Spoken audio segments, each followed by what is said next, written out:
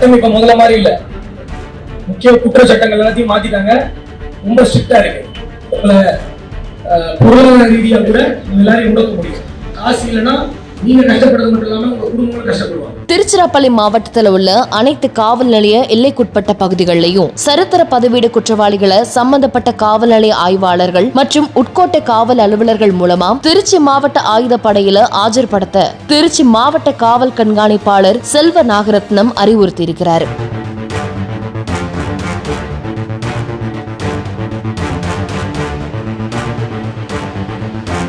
364 சரித்திர பதிவேடு குற்றவாளிகள் மாவட்ட ஆயுதப்படை மைதானத்தில் நடைபெற்ற ஆஜர் அணிவகுப்புல கலந்துக்கிட்டாங்க. இந்த சரித்திர பதிவேடு குற்றவாளிகளுடைய ஆஜர் அணிவகுப்பை திருச்சி மாவட்ட காவல் கண்காணிப்பாளர் ஒவ்வொரு உட்கோட்டம் வாரியா தணிக்கை செஞ்சு அந்தந்த உட்கோட்ட காவல் துணை கண்காணிப்பாளர் மற்றும் காவல் ஆய்வாளர்களுக்கு தக்க அறிவுரையும் வழங்கினார். 300-350-400 பேர்னால 30 லட்சம் மக்கள் நிம்மதியா இருக்க முடியாது.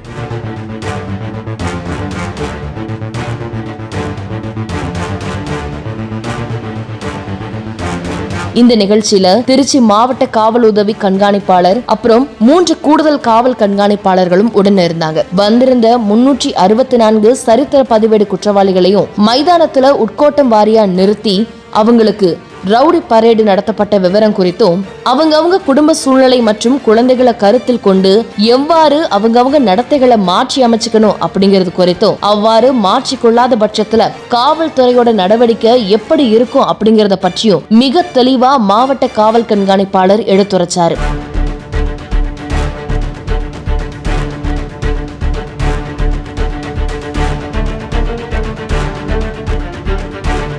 ஒவ்வொரு சரித்திர பதிவேடு குற்றவாளிகளுடைய பதிவேடுகளையும் அந்தந்த காவல் ஆய்வாளர்கள் மூலமா சரிபார்க்கப்பட்டு குறைகளும் நிவர்த்தி செய்யப்பட்டது. வந்திருந்த சரித்திர பதிவேடு குற்றவாளிகள் இனிமே நாங்க வரக்கூடிய காலத்துல எந்த விதமான குற்ற சம்பவங்களையும் ஈடுபடாம குடும்பத்தையும் குழந்தைகளையும் நல்ல முறையில பராமரிப்போம் அப்படிங்கிற நிலைப்பாட்டோட போனாங்க. இனி வரும் காலங்கள்ல சரித்திர பதிவேடு குற்றவாளிகள் யாரேனும் குற்ற சம்பவங்கள்ல ஈடுபடக்கூடிய பட்சத்துல கடுமையான நடவடிக்கை எடுக்கப்படும் அப்படின்னு காவல் கண்காணிப்பாளர் மிக கடுமையா எச்சரிக்கை விடுத்தார்.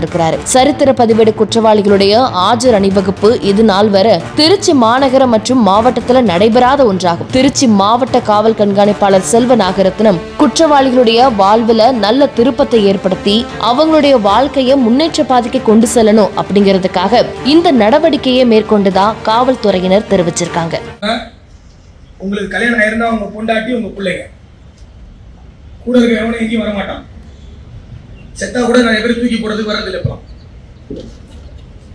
அதனால நீங்க எல்லாரும் ஒழுக்கமா இருந்தீங்க அப்படின்னா அது உங்களுக்கு நல்லது.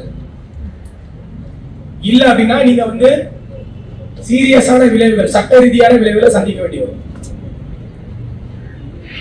சட்டம் இப்ப முதல்ல மாதிரி இல்ல.